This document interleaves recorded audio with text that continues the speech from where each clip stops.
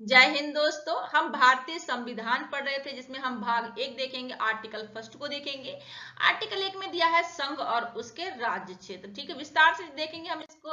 Article 1 का अगर हम मूल पाठ देखेंगे तो उसमें क्या लिखा हुआ है, भारत अर्थात इंडिया राज्यों का संघ होगा।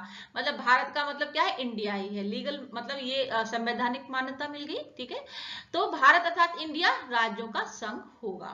ठीक है, संविधान की पहली अनुसूची में जिन राज्यों और केंद्र शासित प्रदेशों के नाम व क्षेत्र दर्शाए गए हैं।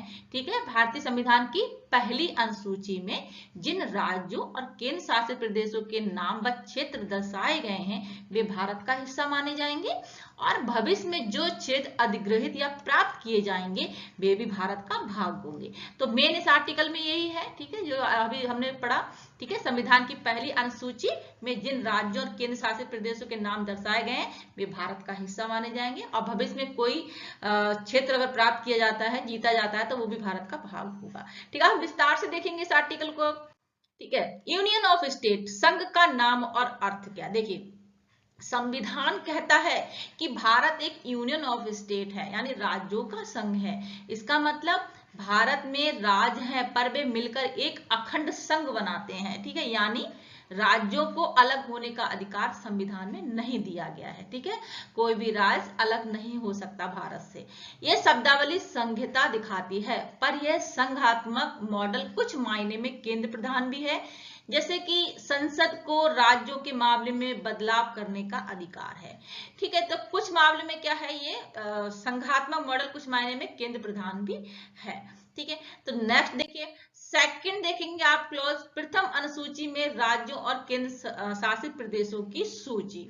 ठीक है, सेकंड क्लॉज देखेंगे तो राज्य और उसके राज्य क्षेत्र वो होंगे जो पहली अनुसूची में निर्दिष्ट है। ठीक है, प्रथम अनुसूची में राज्य और केंद्र शासित प्रदेशों की सूची दी गई है।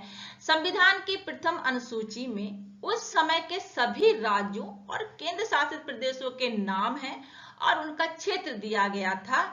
यानी संविधान लागू होते समय किन किन राज्यों का कौन सा भूभाग था, ये पहली अनुसूची में सूचीबद्ध है। ठीक है जी। ठीक है, जब संसद किसी कारण से कोई नया राज्य बनाती है, ठीक है, या कोई सीमा बदलती है किसी राज्य की, तो कानून के जरिए इस अनुसूची में आवश्यक बदलाव कर दिया जाता है। तो पहली अनुसूची में भी बदलाव किए जाते हैं। ठीक है, वहां भी ऐड किया जाएगा। अगर कोई नया क्षेत्र है तो एरिया बदला गया तो वहां भी संशोधन, उसका संशोधित करनी होगी वो अनुसूची। ठीक है, जितना समझ में आया। नेक्स्ट देखिए, अगर हम थर्ड क्लॉज देखेंगे, थर्ड क्लॉज में 3 सब क्लॉज दिए गए हैं। ठीक है दोस्तों, देखिए भारत का क्षेत्र किन किन हिस्सों से मिलकर बनेगा। ठीक है, आर्टिकल फर्स्ट का क्लॉज थर्ड कहता है कि